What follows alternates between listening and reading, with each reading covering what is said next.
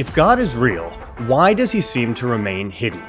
Is this hiddenness a test of faith or a proof of divine indifference? Could it be that God's presence is subtle, perhaps to preserve human freedom?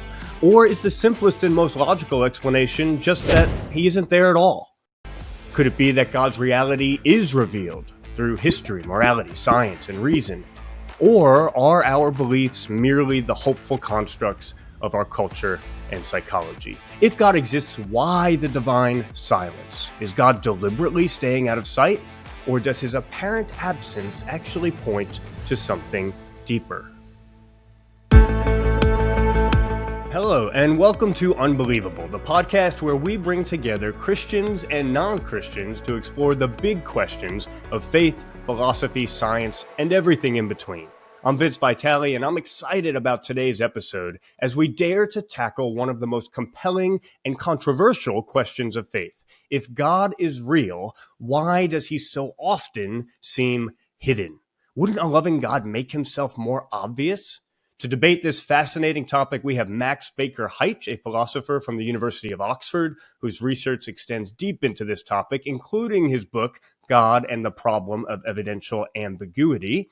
And he'll be debating a leading atheist thinker, Julian Baggini, author of over 20 books, including How the World Thinks. This discussion was recorded live at a school in Aylesbury and was moderated by Sam McKee, who was actually a guest last week on the show, debating the future of humanity in light of AI and genetic modification. If you didn't catch that show, definitely go back and take a listen. Before we dive in, I just want to take a moment to remind you that we'd love to hear from you. Let us know your thoughts about the podcast by dropping us a message on social media or in the comments. And if you're enjoying the show, don't forget to subscribe and leave us a review. It really helps others to discover these conversations. All right, let's get into it. So, Julian, I want to start with you. What is divine hiddenness and why is it a problem? Okay, well, I mean, as I understand it, the divine hiddenness is pretty much what you said, that there are lots of people in the world who believe that there is a God or some kind of divine force, probably the majority of humankind.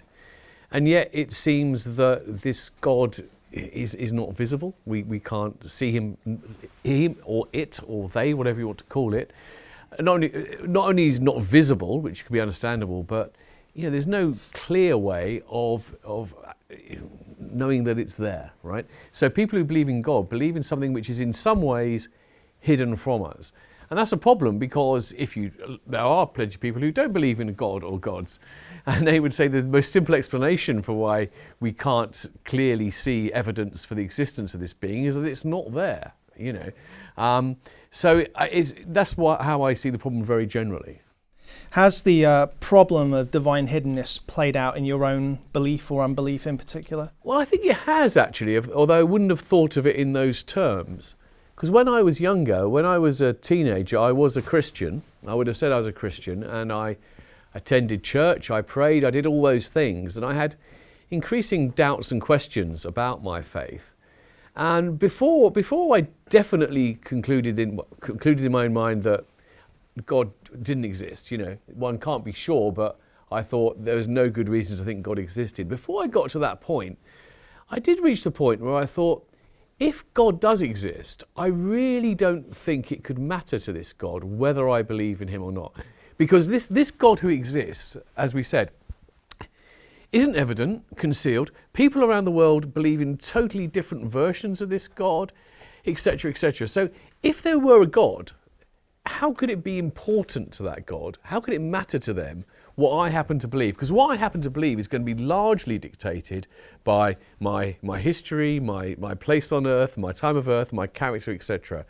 If it's so that is all things that are kind of out of my control. So it seemed really weird. I was growing up struggling with my faith, thinking surely it really matters whether I believe in God or not. And I thought, well, a God who's just so mysterious, if that God exists, probably cares much less about whether we believe in it or not than a lot of religious leaders would have you believe. Right, so that's the problem of divine hiddenness. Do be thinking about the kind of questions you want to ask. Both our guests here, Julian is an atheist and Max is a Christian. Max, you have articulated the problem of divine hiddenness in your book in terms of evidential ambiguity. Yeah. Could you just outline for us what evidential ambiguity is and why you've chosen to phrase it this way?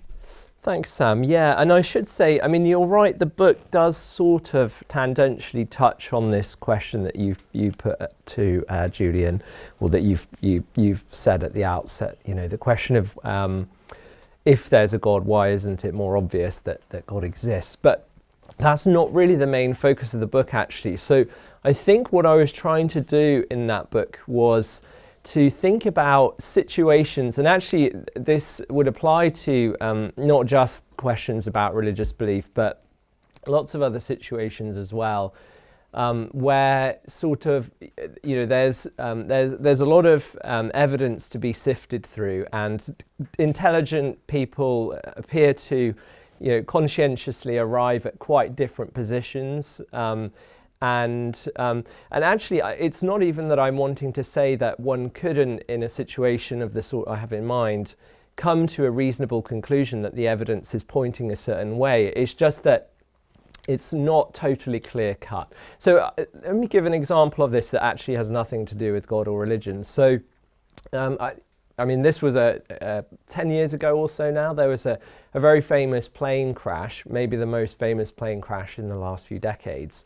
If you remember Malaysian Airlines Flight 370, it just disappeared off the radars. There was a massive search for it. You know, ships and aircraft were searching for weeks for it in the southern Indian Ocean, and it was never found. And there were various clues, and there were various pieces of evidence, and there were some calculations that were done with some satellite data. All that to say, the question of where did it end, where did that flight end, is, I think, is a good example of the sort of case I'm thinking about, where we've got evidential ambiguity. Now, I actually think in that case, it's reasonable to conclude the balance of the evidence tips somewhat towards that it ended up somewhere in the southern Indian Ocean. It probably ran out of fuel. But you know, I kind of got really interested in this case. When you look at it, there are some pieces of evidence that point away from that conclusion, and so compare that with another plane crash that happened the same year, also Malaysian Airlines, flight MH17, that crashed somewhere in Russia, and we know exactly where it went down. We have the crash site. We know that there's no real doubt about where it crashed. And so I think MH370 is the sort of case I'm thinking about, because I think you can come to a reasonable conclusion, and as I said, I think that the evidence does tip a certain way, does point in a certain direction, but there's a sense in which reasonable people can disagree about it, and there's a sense in which if you take all of the different bits of evidence, if you isolated some of them, they would point in a very different direction to the way in which some other bits of the evidence would point. And that's not saying, oh, it's just a free-for-all, you know, the evidence is completely indecisive. It's not saying that. So I basically have wanted to say in my book that I think this is roughly the situation we have with respect to what I call sort of questions of ultimacy. So that's to say questions of what is the ultimate, what is of ultimate value, what is metaphysically ultimate, to use sort of philosophical jargon. So in the sense of what is the most fundamental kind of layer of reality, as it were, that explains why everything else is the way it is. And I think when it comes to those sorts of questions, there's evidential ambiguity that's a bit sort of analogous to the MH370 case. So certainly I have my views on which way I think the evidence points when it comes to these questions of ultimacy, but I do think reasonable people can disagree. So, you know, just to illustrate this, Graham Oppy is probably in my field, which is philosophy of religion. Many people think he's kind of the leading atheist philosopher of religion of this generation, and he very much thinks that the balance of the evidence points towards naturalism, which is kind of roughly the view that there are no supernatural agents in the universe, that consciousness or mind is not fundamental to reality. At the bottom, it's going to be the sorts of things that the natural sciences can get a handle on, right? So that's his view of the evidence and the way it points. But he very clearly emphasizes at the start of his major books on this that his interlocutors, his interlocutors who think the evidence points towards theism, are no less rational than he is. My colleague at Oxford, Tim Mawson, has written a book where he says the same thing, kind of in the other way around. So he thinks that the various lines of argument for theism, for God's existence, have some force cumulatively, but he also thinks he recognizes that it's not just really clear cut. That people who disagree with him aren't just missing something completely obvious. So yeah, to answer your question, what is evidential ambiguity? That's roughly kind of what I have in mind. Okay, there's a lot we can get into there. There's a lot of different directions we can go. Julian, there are two camps of people here that I'd like you to address. On the one hand, you've got all the religious believers who will say, well, there's lots of evidence for God. There's evidence for God in nature. There's evidence for God in philosophy. There's evidence for God in history or scriptures. But on the other hand, when I think about most of the people who I know who don't believe in God, they would say divine hiddenness is one of the biggest reasons for them not believing.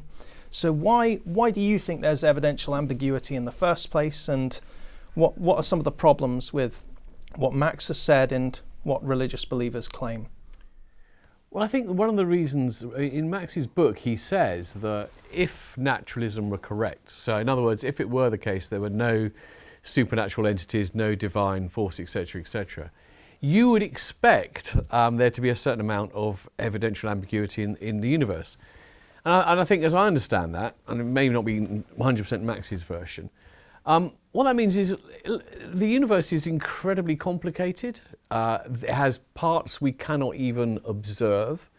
Human beings are of very limited intellect. We're fairly smart by comparison, perhaps, with our cats and dogs, but we're really not that smart from the perspective of any kind of like imagined divine agency. So our limitations are such that it's inevitably going to be the case that we're not going to be able to come to an absolutely certain conclusion about what the fundamental nature of the universe is. We're just not going to be able to. And in that situation, that means a certain hypotheses that it is designed, that there's a God behind it, are going to remain live hypotheses, right? I think that's true. I think that is the case.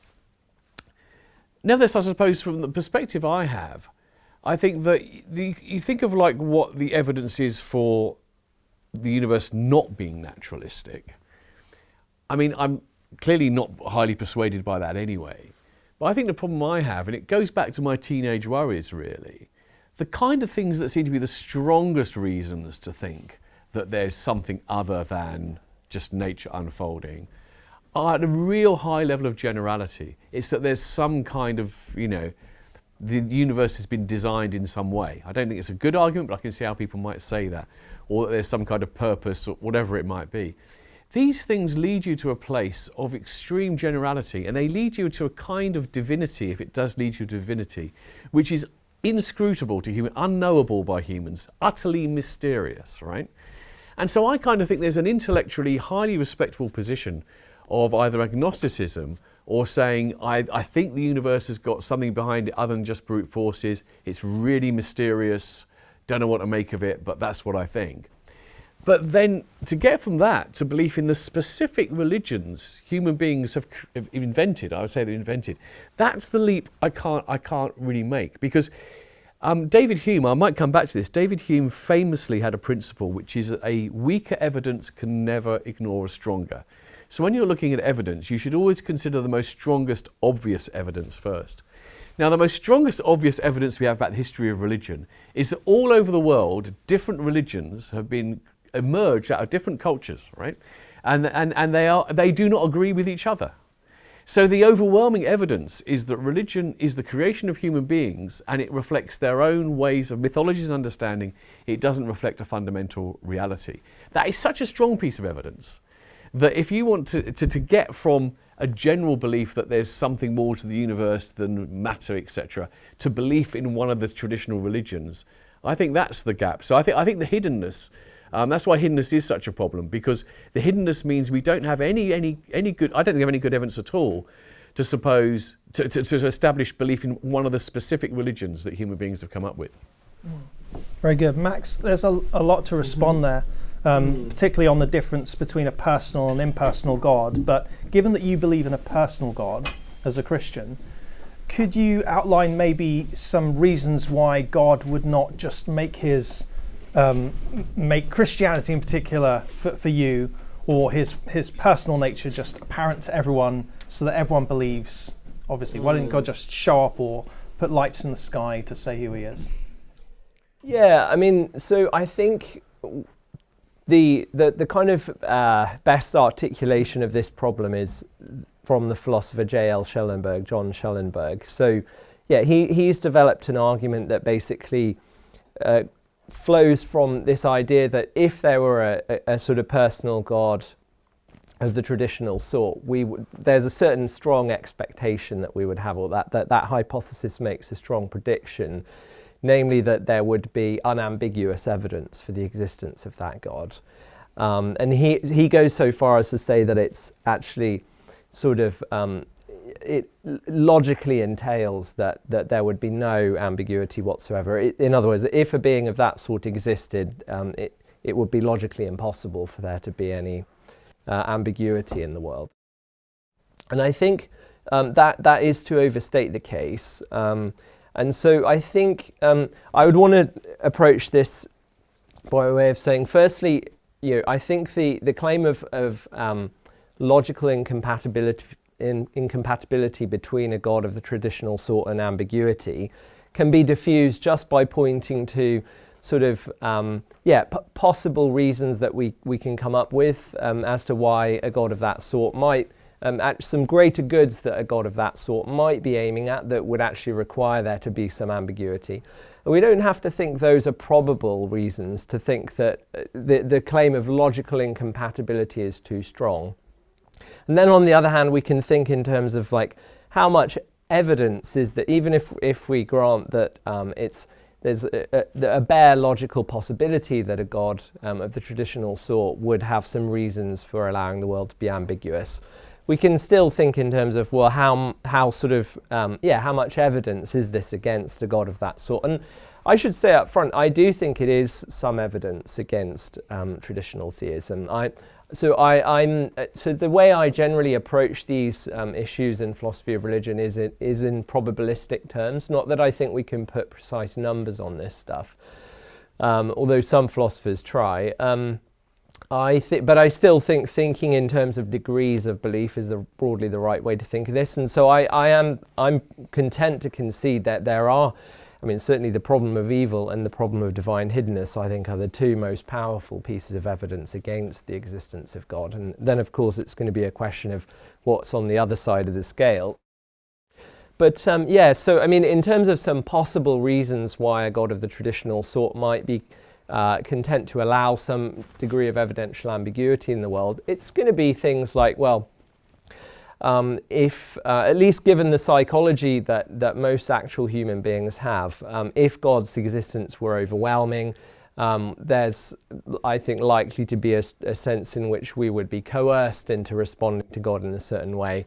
As if there were sort of almost like a giant pair of eyes in the sky, that would significantly affect our kind of motivational structures. I think it would create various perverse incentives and so on. Søren Kierkegaard, the Danish philosopher, gave a sort of parable which tried to articulate some ideas in this vicinity. So he suggested, according to the parable, you imagine there's a sort of monarch of a kingdom, a medieval kingdom, and he's an absolute monarch with total power. But he falls in love with a humble maiden, one of his subjects, and he realizes, though, that the power imbalance between them is such that if he goes to her with all his royal splendor and so on, she will effectively be coerced into marrying him.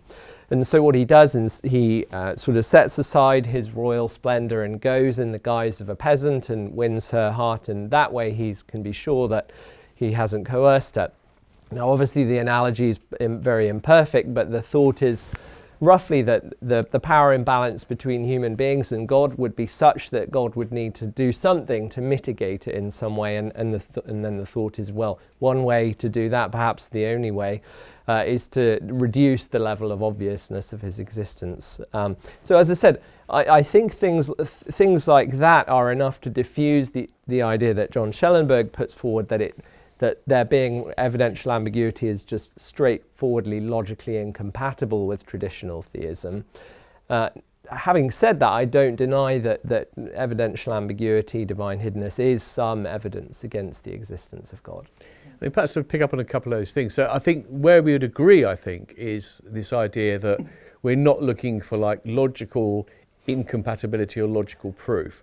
I think one of the problems I have traditionally, perhaps sometimes the way philosophy of religion was taught, particularly at school level, was we had these like arguments for the existence of God as though they were meant to be, knocked down proofs. Sometimes they called them proofs. They're not proofs. None of them are proofs, I think. Even if you think they're strong arguments, and I don't, they fall far short of proof. In a similar way, the problem of evil is a problem. It's not a disproof of God, right? So I think that's the first point I'd make. The second point is that in terms of like what reason might a God have for being hidden? Again, if we go for the most obvious explanation, would be the reason why God would keep himself hidden from us is that it's not important for him that we recognize who he is and worship him, etc., right?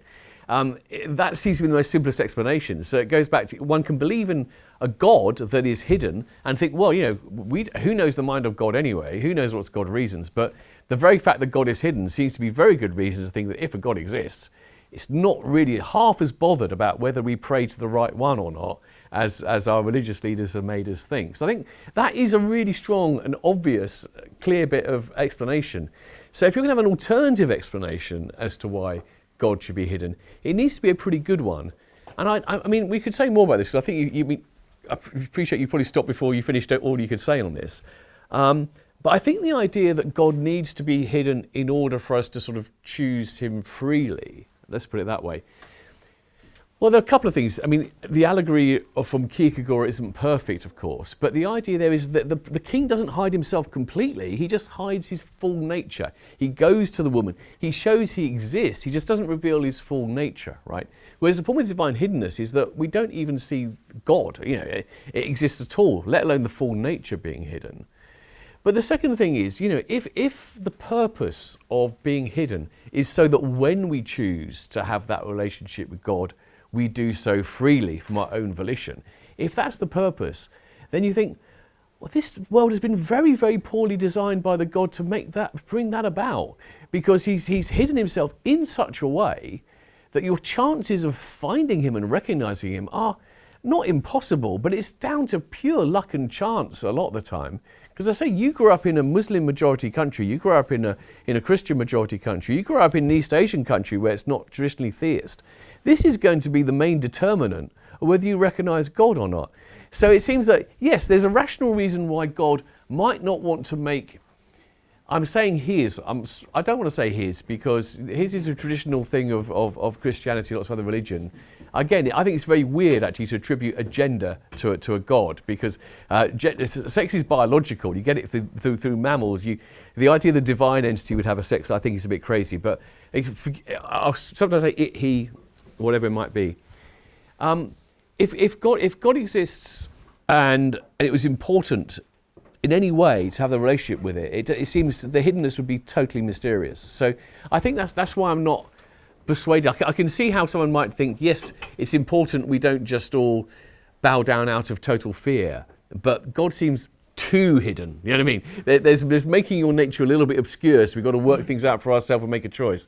But if you make yourself so hidden that the vast majority of people are going to either not recognize you at all or choose a wrong version of you, That's a much more implausible explanation of the fact that if God exists and God is hidden, it's because this God doesn't really care too much about whether we worship him or it.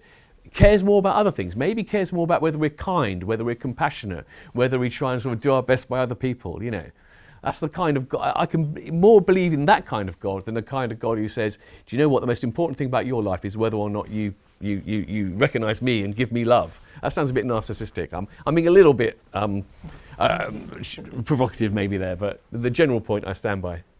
That's very good, thank you. May I ask, because obviously we're dealing here with we're talking in terms of a personal God, an impersonal God, you know, whatever, but what sort of evidence would work for you, or what sort of evidence would you expect to believe in the personal God like the Christian God? Well, I think this is an interesting one, because I think I often have discussions with religious people, and I find them interesting. They're much more interesting talking with another atheist, right? It's always more interesting to talk about someone who is thoughtful and intelligent who disagrees with you than it is to talk with someone who's thoughtful, intelligent and agrees with you, because all you're getting is reinforcement. And I found over the years that there's a recurring thing which you get to in the end in a discussion about God. You have these discussions in which we'll talk about rational reasons for the belief in God, evidence, etc. In my experience, I think you allude to this at the end of the book back, so I'm curious to see if you agree. I think most people who have a religious faith, right, or at least a Christian faith, let's put it that way, the most fundamental reason for it is that they have felt at some time in their life, and perhaps ongoing in their life, the presence of God in their life. They have felt in some way that God has spoken to them, has called to them, whatever language they use.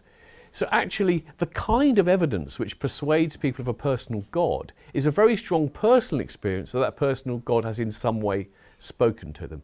And that seems to be the fundamentally basic thing. So I sometimes think that all the other arguments we have about evidence, etc., are forms of what people call apologetics. So apologetics, and again, correct me if I got the definition slightly wrong. Apologetics is where you start with a religious faith, a religious belief, and then you have certain intellectual problems, philosophical problems that belief entails. And so you need to come up with an explanation for how you can maintain your faith in the face of these problems. So the problem of evil is one. You believe in a good God, and it seems to be, but there's so much evil in the world, that is a problem. So you're investigating this issue not neutrally, you're investigating it from the position of someone who has a faith and needs to find a way of making that evil compatible with your belief. In the same way, if you have a faith, you may want to sort of like find ways of making the hiddenness and lack of strong evidence for God's existence compatible with your faith. These things are totally respectable things to do, of course, but I think the honesty is saying what actually grounds your belief in God is that personal experience. Now, you say, what would matter for me? I can't speak about that in a way. I mean, I tried to be a Christian, I tried to have the personal experiences, etc., etc. It didn't work for me. I have reasons for thinking that in general people should not trust that kind of experience. I don't know. Maybe if I did have some kind of personal experience which was so powerful that I couldn't argue with, maybe that would make me believe. I don't know. Right, thank you. Max, I'd like to give you a chance to respond to anything Julian said or to summarise before we take some questions. No, thank you. Yeah, I mean, I don't actually disagree with a great deal of what Julian just said there. I mean, so let me just pick up on what he said about Kierkegaard and the parables. So you said that, in the parable, the king doesn't completely make himself invisible. It's just that his true nature as king is invisible. So, yeah, I mean, I think you could argue that actually that is roughly analogous to the situation that we find among human beings across history and time and space. In the sense that, the vast majority of human beings, and that there is empirical research on this, have tended to believe it, not just in the supernatural, but in some kind of high God. Then you're absolutely right. The great diversity and disagreement comes in with respect to exactly what that high God is like and how has he revealed himself in history. But then again, I mean, that does seem kind of analogous to the Kierkegaard thing. Yes. Now you were saying like the most obvious explanation for divine hiddenness, sort of from in a sense, an explanation that's compatible with there being some kind of God, is that God doesn't care terribly much what people think about what that God is like. And I do have some sympathy with that. Like let's put it like this. I think a version of religious belief, a version of theism that says that, essentially a person's eternal fate is highly contingent on them having very specifically correct intellectual beliefs about the nature of God. Yet look at this world and how much of an accident of birth it is which religious system you're exposed to. I think that's going to be very difficult to defend. I have some sympathy with the point you're making there. I guess I'm trying to think if there's anything else. Do you agree? Is it in your experience too? Do you think that what people experience as a personal encounter with God is what grounds most people's faith? Yes, I think that's correct. Yeah. Yeah, that's difficult because I know friends who have a very sincere desire to experience God. They've maybe been to church and maybe even had people pray for them. They've read the Bible or whichever holy book, and yet it's not happened for them. Mm-hmm. Do you think God might have good reasons for kind of? Some people seem to get an experience, and other people either have to wait a very long time or don't get it. It's so hard to say anything intelligent and concrete about this because you're speculating about someone else's psychology, it's so hard to without being given huge amounts of specifics about the case. I think it's pretty hard to say very much. Yeah, and you can't just sort of test God and say like, well, if you give me an experience, then I'll believe in you. If you show up in this certain way, if I do this, then you put have it to like this. So I haven't always been a Christian. I was an agnostic until I was about 18. And, as a teenager, from time to time, I would sort of throw up a prayer when I kind of really wanted something or needed something. And I think I thought at the time that I was sort of adopting the right attitude of openness to God. If there was a God out there, I was doing the right sort of thing.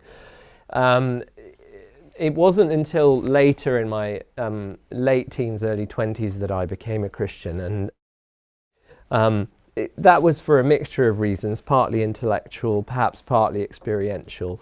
But then if I look back at my teenage self, praying for things and thinking that he was sort of appropriately open, I'm now not sure about that. I think probably I was more treating God like a vending machine in the sky. So I don't know. But I'm not saying that that's the case for everyone who's in that situation. I just don't know because we're talking about other people's psychology.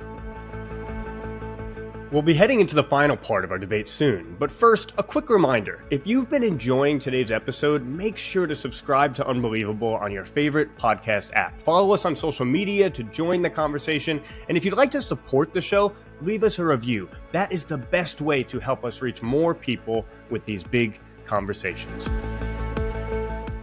I recently saw Richard Dawkins, sort of embarrassingly. I sort of said I was actually at Evensong last night, and he said, "Me too."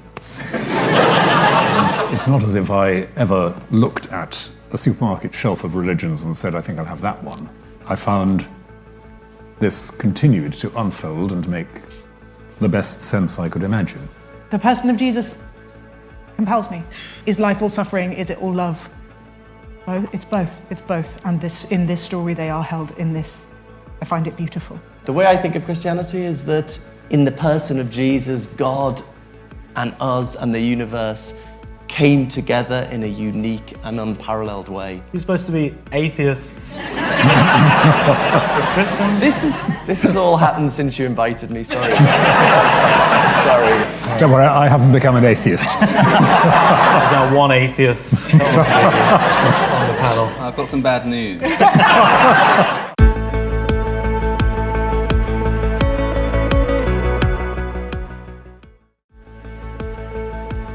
Welcome back. I'm Vince Vitale, one of your hosts here at Premier Unbelievable, and wow, what an episode today. We've heard the main debate, but now it's time for some questions. Today's discussion was recorded in front of a live audience of students, and they had some excellent and challenging questions for our guests, Max Baker-Hytch and Julian Baggini. which brave student wants to go first? We have one over here. So, Julian, given the Kierkegaard parable that we use, wouldn't Jesus be a great fit for the king who comes and reveals himself? Doesn't that sort of seem to fit?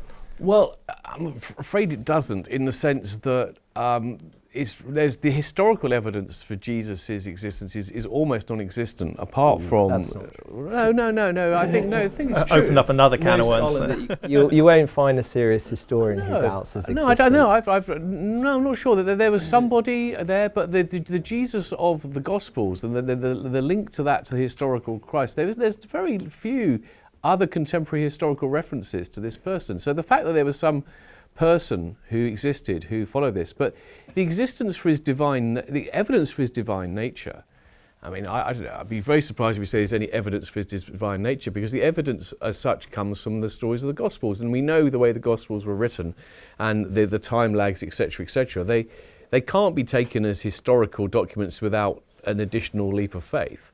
So if you need to have faith in the first place. In order to see Jesus as evidence, you need to already have the faith.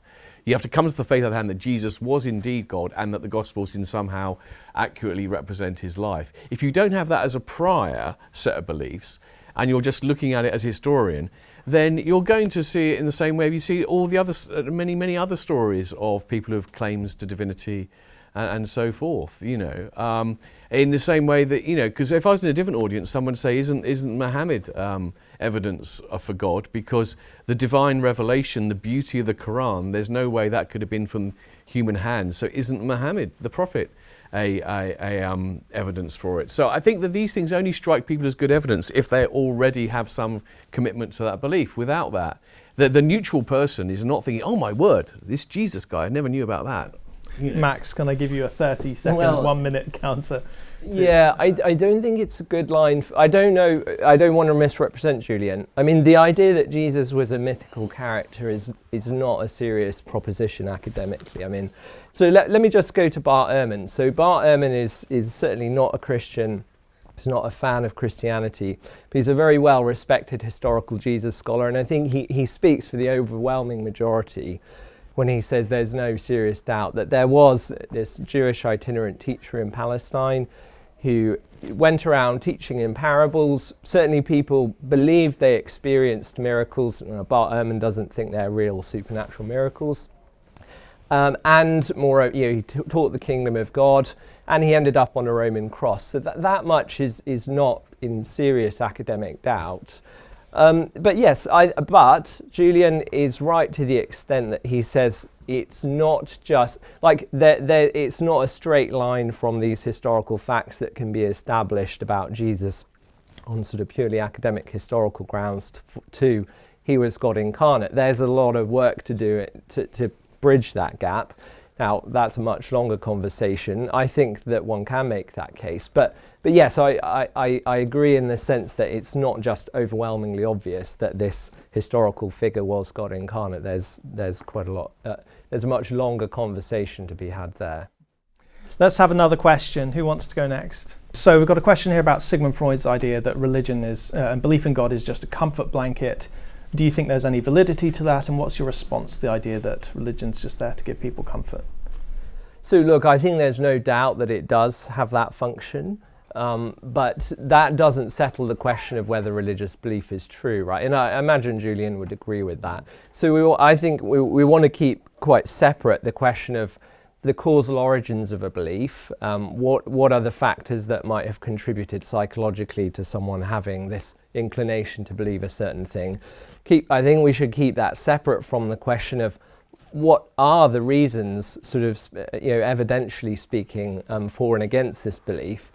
So I think I always want to say, when any story of this kind, any sort of psychological origin story is brought up, I'm going to say, okay, fine, that may be true. Nonetheless, we can still consider the evidence for and against.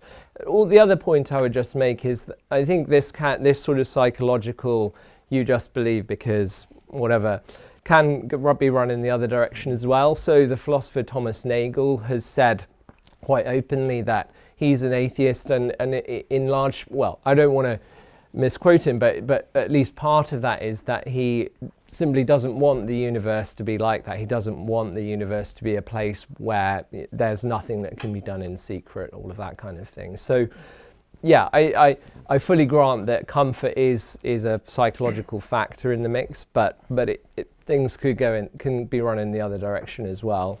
I mean, I'll just say briefly, I think that Freud has a tendency in hindsight to sort of reduce a lot of very complicated things to very singular causes, right?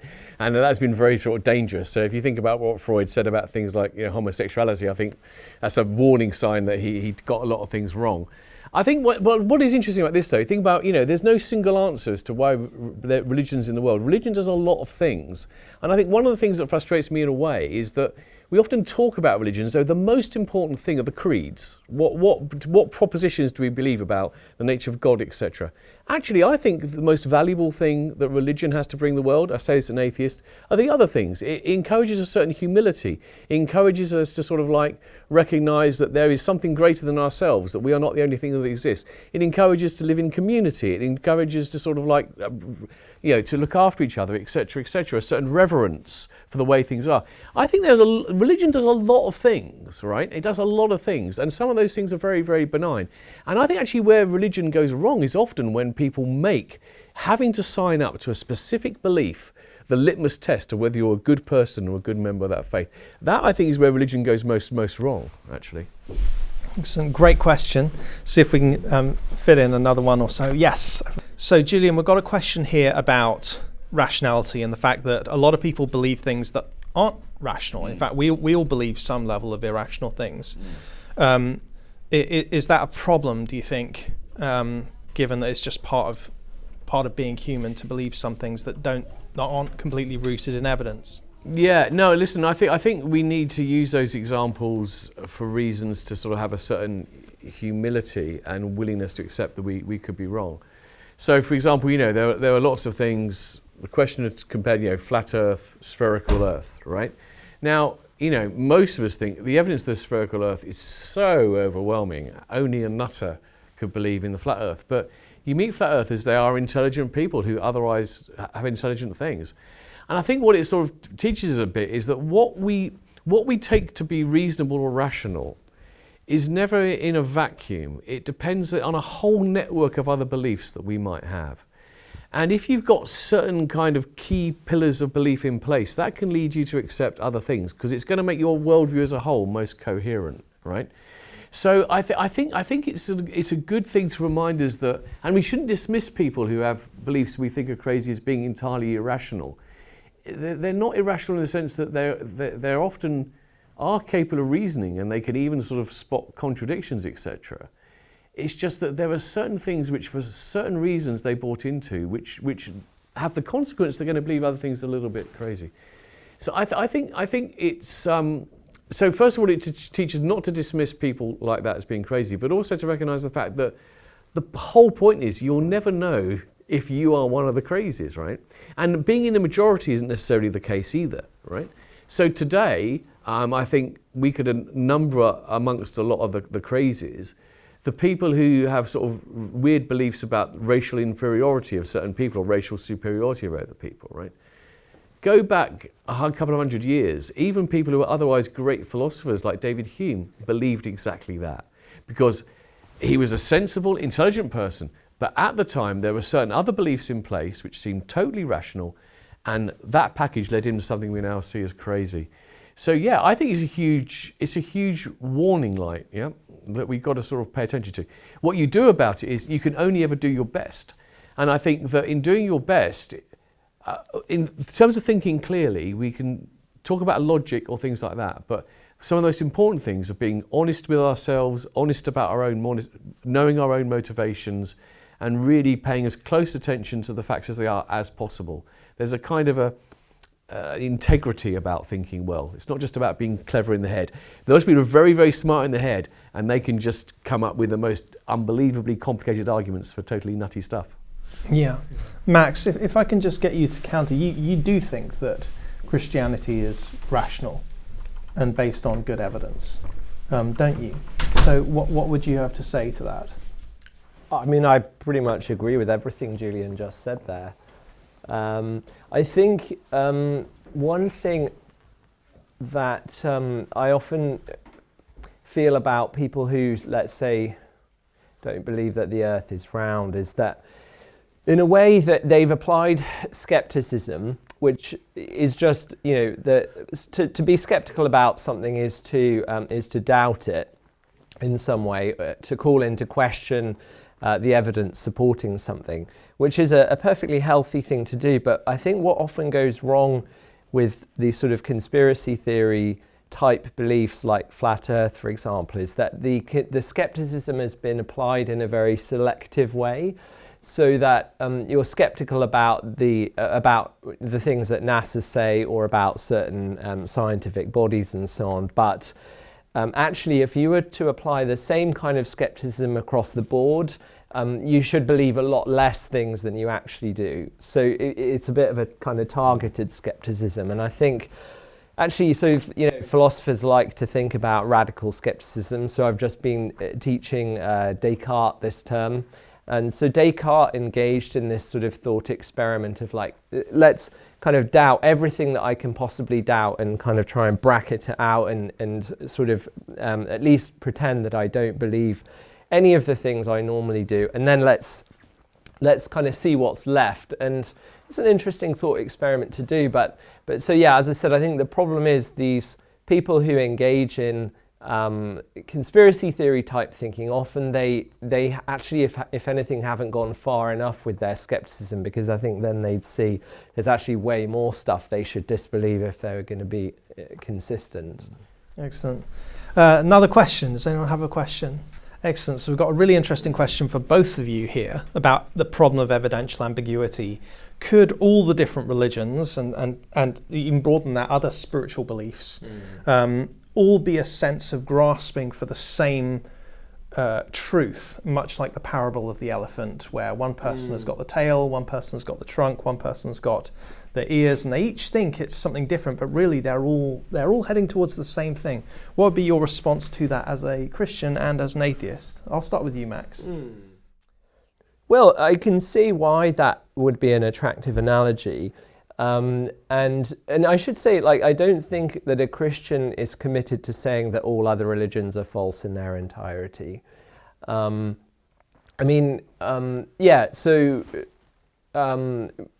Presumably anyone who takes a position, whether it's naturalist or some particular flavor of theism such as Christianity, is just by the virtue of the way that belief works. If you believe that P, then you believe that, not that P is false, right? So yeah, you have to rule out some things, and that's just the nature of believing anything. But yeah, so I think one slight vulnerability with this analogy is that when you think about the narrator who's telling us the story about the elephant and all of the different blind men feeling the different parts of the elephant, the narrator themselves is claiming a privileged vantage point. The narrator claims to be able to see really what's going on, whereas everyone else is groping around in the dark.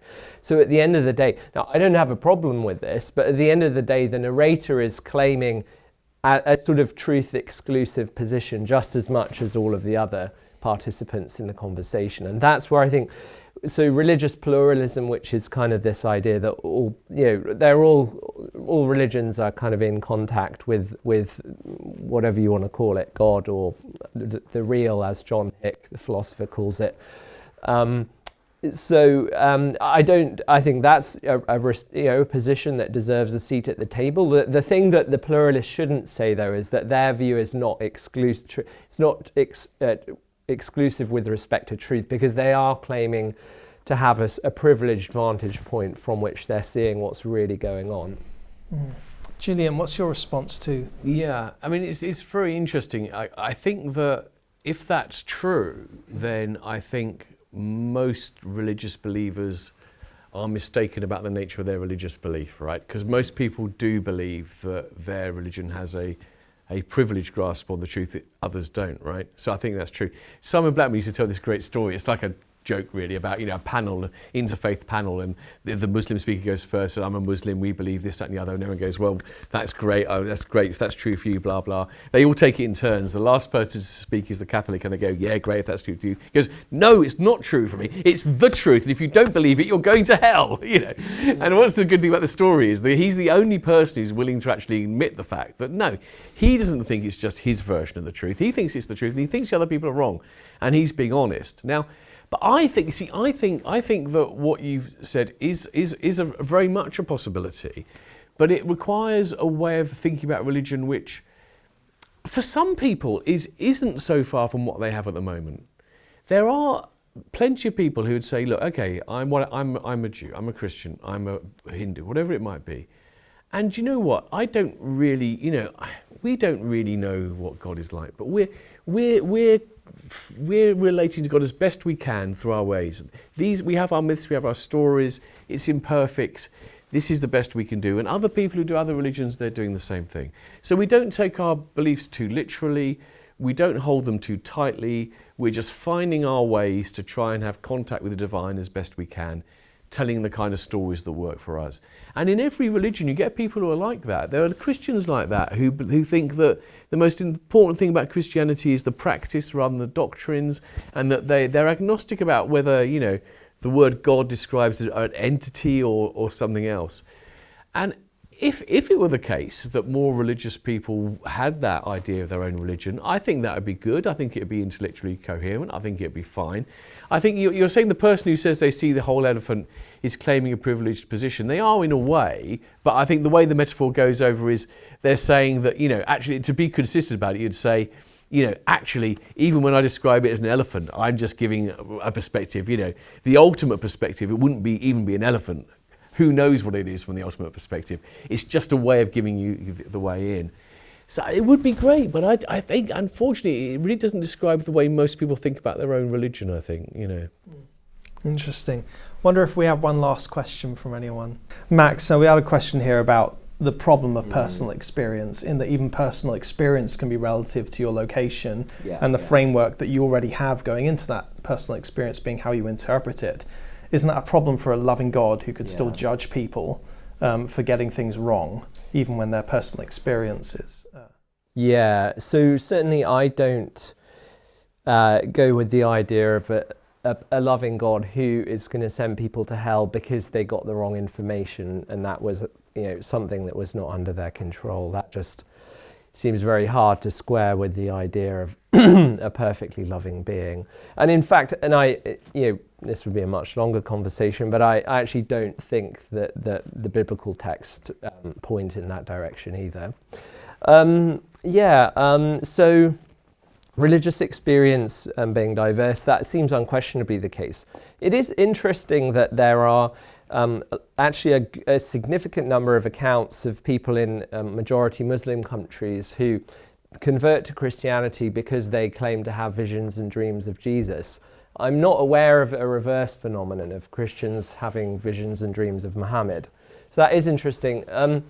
But yeah, I mean, at the end of the day, I think religious experience on its own is going to be, if you want to stand back and try and take a sort of as objective a perspective on the situation as you can, when you look at the kaleidoscopic diversity of religious experience in the world, doesn't seem like it's going to be a decisive way to try and figure out which, if any, religion is more true than others.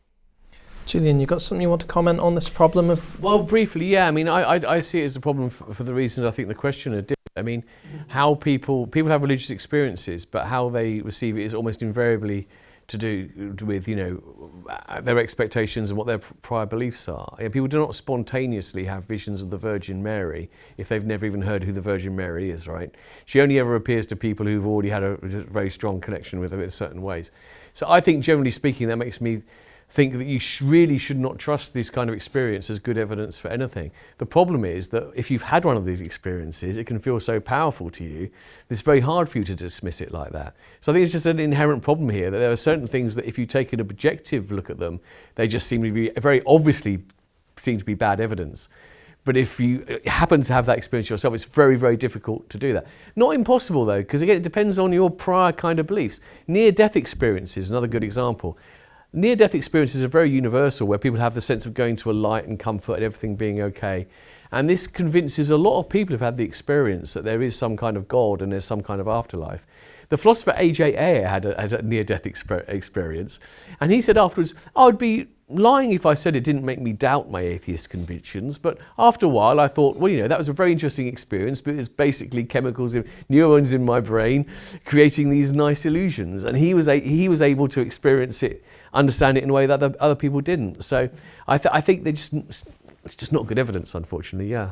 Max, you mentioned that before you turned 18, you were an agnostic, and you were not a Christian before then. What was it that, personal question for you, but what was it that brought you to become a Christian out of agnosticism?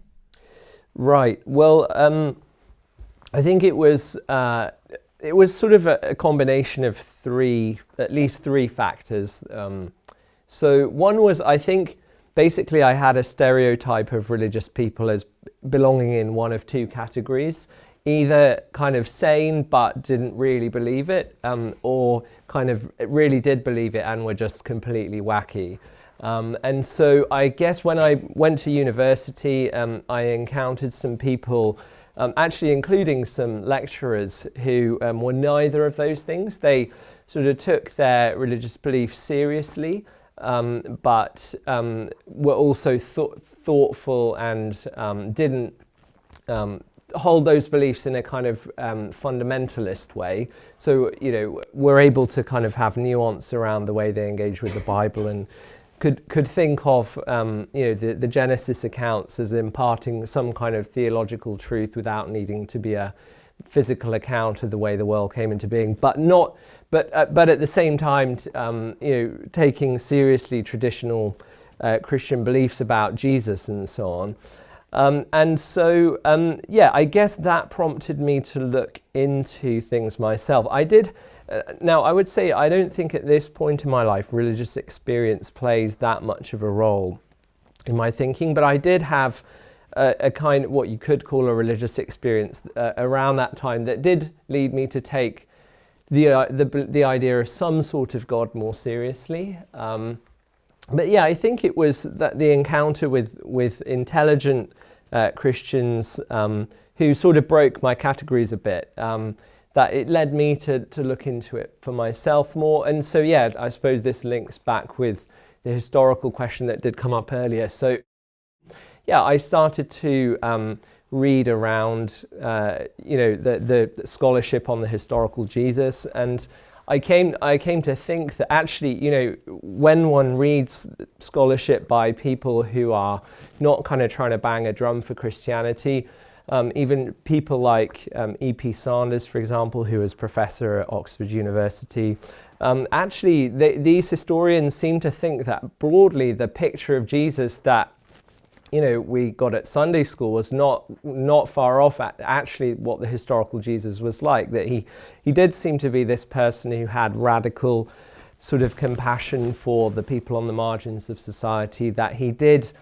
heal people and perform exorcisms. Now, whatever the kind of mechanism by which that happens was, certainly, and we have eyewitness accounts today of things that appear to be healings. Again, you can debate about the underlying causes of that.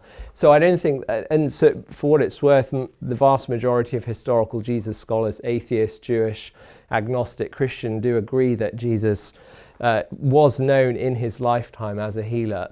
But also that it seemed there was very good evidence that he did make quite striking claims about himself, did seem to put himself in the place of God in a first century Jewish framework. And also that, and again, I certainly wouldn't see this in terms of kind of proof or anything that strong, but in terms of the aftermath of Jesus' crucifixion, again, something that you'll find scholars across the board agree on is that his followers did seem to be sincerely convinced that they saw him again, and probably a majority of scholars think that his tomb really was found empty. And so I think when taking that in totality, and of course I think as well as that there's going to have to be a much bigger conversation about what kind of universe we were living in. I think the historical stuff on its own didn't convince me, but in conjunction with coming to think that actually the philosophical case for theism was a lot stronger than I had previously thought, I think all of those things came together in a way that led me to think that, that this is something one could entertain without being completely irrational, I think that probably sums it up. Were you studying philosophy of religion at Oxford as an undergrad? So no, I did my PhD at Oxford. I did my undergraduate and masters at Exeter University. And was that in philosophy of religion? It was in philosophy, and I did modules in philosophy of religion. Yeah. Thank you both gentlemen very much. It's been a really enjoyable discussion, and thank you all for staying and asking your questions. Well, that's a wrap for today's episode of Unbelievable. A huge thank you to Max Baker-Hytch and Julian Baggini for such a thought-provoking discussion, and of course to Sam McKee for moderating today's debate. Now we want to hear from you. Do you think God is hidden? And have today's guests persuaded you to reconsider your perspective? Maybe even a little bit. Let us know in the comments or connect with us on social media. And please contact us to let us know what questions you are still wrestling with. We really want to hear your questions, and we also want to know who you want to see on the podcast. So take a minute and send us an email. Thanks for listening today. We'll see you next week for more, but for now, from me and the team here at Unbelievable, goodbye.